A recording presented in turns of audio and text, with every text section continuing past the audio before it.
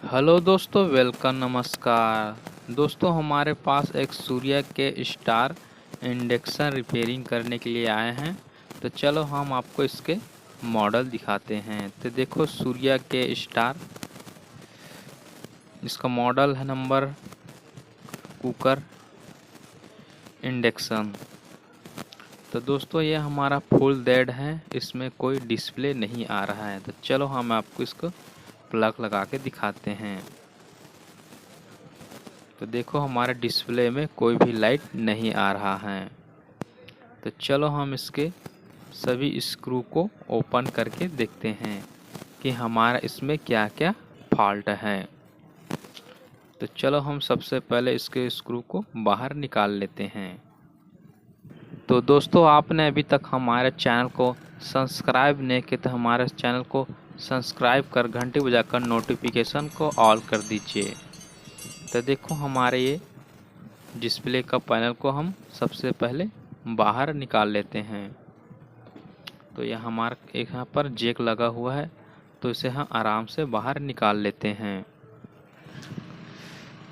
जब उसके बाद हम इसमें जी कॉइल लगे हुए हैं, इसके भी नट को हम इसे बाहर निकाल लेते हैं। यह हमारा एक कॉइल है जो हिट करता है।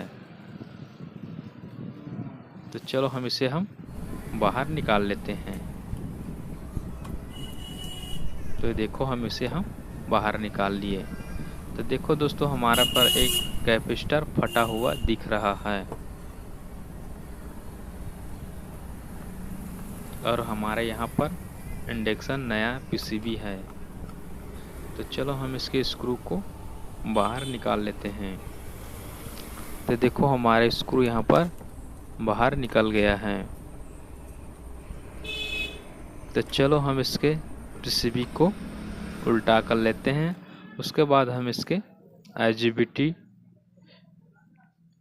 और सभी कंपोनेंट्स को चेक करते हैं, क्योंकि हमारा इसमें लाइट नहीं आ रहा है तो हमारा IGBT ही सबसे ख़राब रहता है। तो देखो, हमारा ये IGBT पूरी तरह से ख़राब दिखा रहा है। ये हमारा लैंप है शॉर्टिंग चेक करने का। तो देखो, हमारे यहाँ पर भी मीटर टू कलेक्टर और कलेक्टर टू मीटर, इस सभी में लाइट जल रहा है। तो चलो हम इसके ब्रिज रेक्टिफायर को चेक करते हैं। तो देखो, हमारे इसमें कोई भी लाइट नहीं जल रहा है। तो हमारा ये ब्रिज रेक्टिफायर सही है और ये हमारा IGBT पूरी तरह से शॉर्ट हो गया है, जिसके कारण हमारा फ्यूज भी उड़ गया है। इसी की वजह से हमारा डिस्प्ले में कोई लाइट नहीं आ रहा था। तो चलो हम सबसे पहले इस IGBT को बाहर निकाल लेते हैं। तो देखो दोस्तों, हम इसके IGBT को बाहर निकाल लिए हैं। चलो, तो उसके बाद हम इसके कंडेंसर को, कैपेसिटर को, इसको भी हम बाहर निकाल लेते हैं।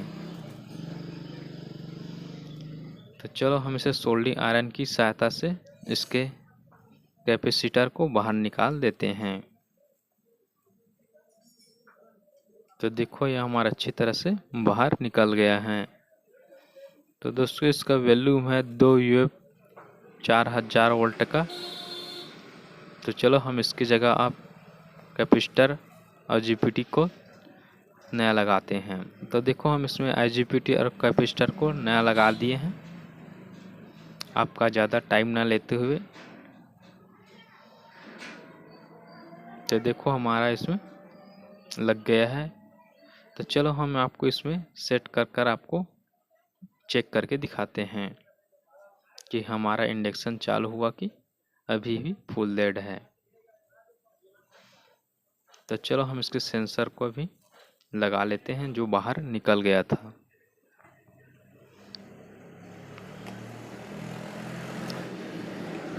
तो चलो हम सबसे पहले इसके बोर्ड को इसमें अच्छी तरह से फिट कर लेते हैं।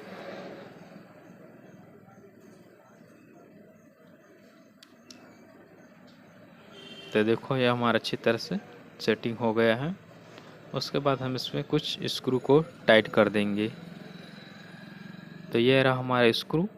तो चलो हम इसको इसमें टाइट फिटिंग कर देते हैं।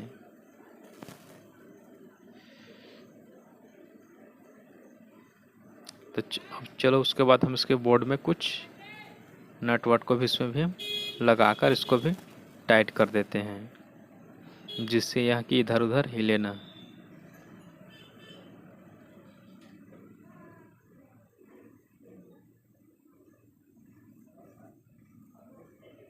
तो देखो हम इसे अच्छी तरह से सभी को टाइट कर दिए हैं।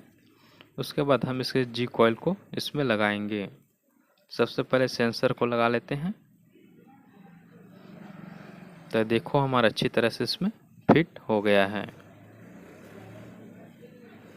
तो चलो हम इसे कॉइल के में जितने सारे जो नट लगे हैं उसको हम सबसे पहले लगा लेते हैं।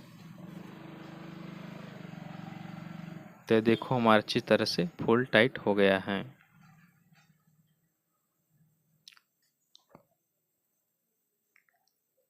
तो चलो हम इसके बैक कवर पैनल को लगा लेते हैं। इसको जैक को आराम से लगा लेंगे। तो देखो हमारा अच्छी तरह से इसमें लग गया है, अब फिट हो गया है। तो चलो हम आपको इसमें एसी लाइन देखकर आपको चेक करके दिखाते हैं। तो देखो हमारे इसमें एसी लाइन आ गया है, डिस्प्ले भी आ गया है। तो चलो हम इसे ऑन करके दिखाते हैं। तो देखो इसमें E0 आ रहा है।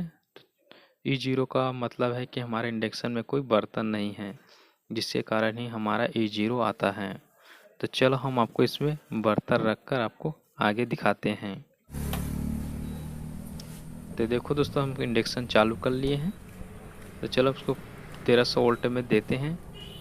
तो देखो हमारे इसमें E0 ही आ रहा है।